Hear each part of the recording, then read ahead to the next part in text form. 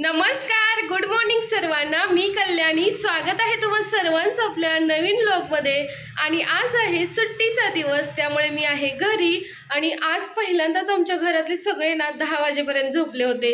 मी 8:30 वाजता उठले, उठून घरातली कामं आवरली, म्हणजे की झाडू आणि फरशी वगैरे पुसले, आंघोळ केले, आज केस धुतलेत आणि आता आपण बनवणार आहे चहा।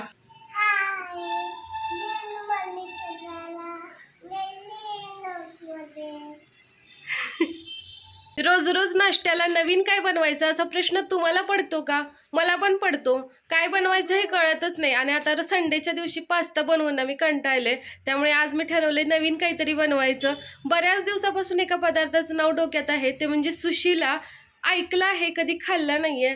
सोलापूर किंवा कर्नाटक भागामध्ये हा खूप प्रसिद्ध आहे। आमच्या पश्चिम महाराष्ट्रामध्ये काही हा कधी बनवला जात नाही, त्यामुळे आम्ही कधी खाल्लेला पण नाही। यूट्यूबवरती रेसिपी बघितले, चला बनवूया आता सुशीला। नीतूला खाण्यासाठी मी बनवलेली आहे मॅगी, म्हणजेच आपल्या शेवया बरं का। हो,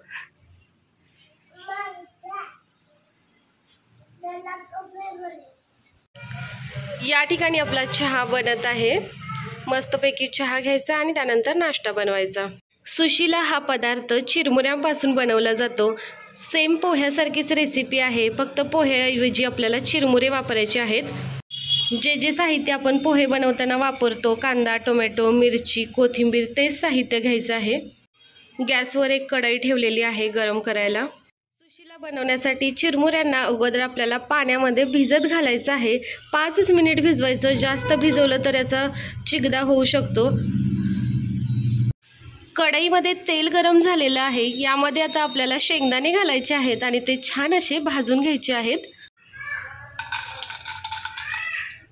शेंगदाणे आपण आपल्याला हवे तेवढे घालू शकतो। मला वाटते थोडेसे काजू पण घालावेत। काजू पण घालते आणि ते भाजून घेते। सर्वात अगोदर आपल्याला तेलामध्ये मीठ टाकायचं आहे। माहित नाही का, आपण त्यांनी मीठ टाकलेलं तेलात, मी पण टाकते। यानंतर आपल्याला टाकायची आहे मोहरी। मोहरीला छान तडका येऊ द्यायचा आहे। यानंतर आपण जिरे टाकतोय। जिरे आणि मोहरीला तडका बसलेला आहे। कढीपत्ता टाकूया, थोडासा हिंग, चिरून घेतलेली मिरची आपण टाकतोय, कांदा घालूया आता। कांदा भाजत आल्यानंतर यामध्ये आपल्याला हळद घालायची आहे। आता आपण यामध्ये टोमॅटो घालणार आहे।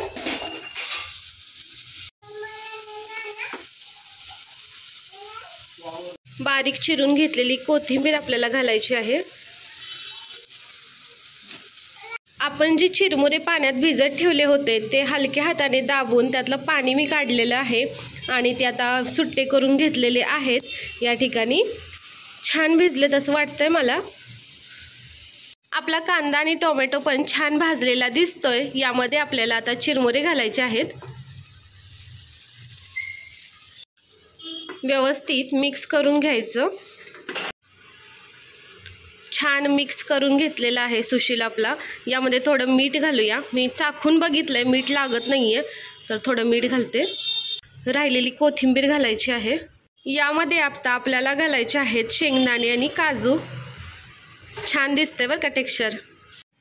सुशीला बनवून तयार आहे। थोडा मॅगी मसाला घालते, माहीत नाही वापरतात की नाही, पण मी टाकते।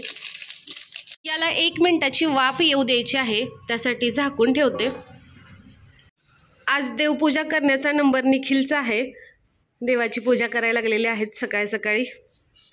प्रत्येकाची आपापली देवाची वेगवेगळी मांडणी असते। काय बर, 1 मिनिट झालेला आहे, झाकण काढूया। आत्यानं दिलेला आहे खायला। कसं झालं? पहिल्यांदाच खाताय ना?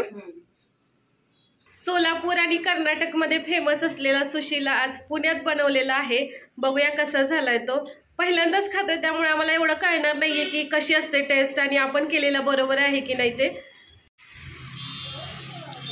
हा पदार्थ आम्ही पहिल्यांदाच खातोय, पण छान लागतोय बरं का। काय चिरमुऱ्यापासून बनवलेला आहे। नीतूचे बाबा पण पहिल्यांदाच टेस्ट करतायत. कसं लागतंय? Any reaction? ओले पोहे खाल्ले लागते. ओले पोहे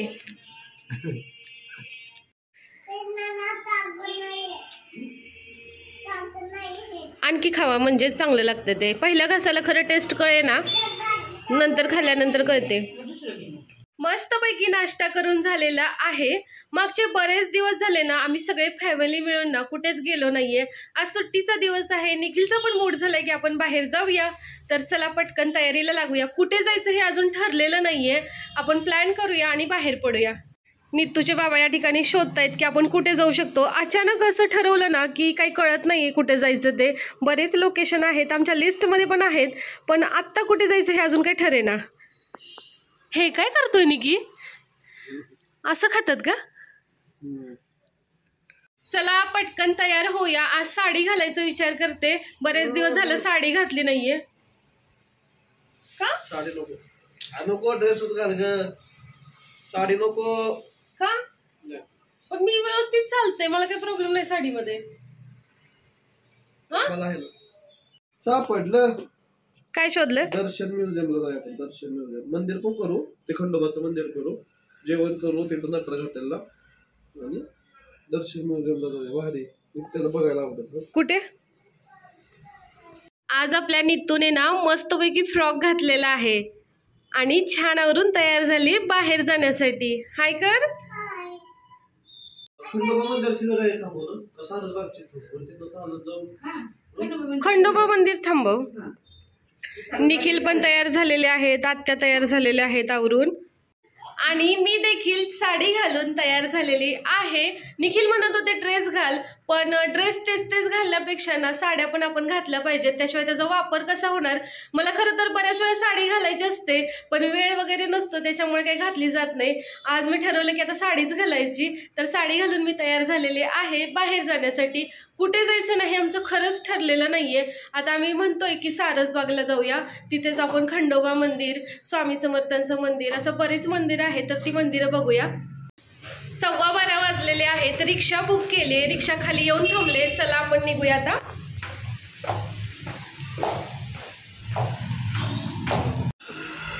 निखिल आणि नीतू आत्या पुढे गेलेले आहेत चालत.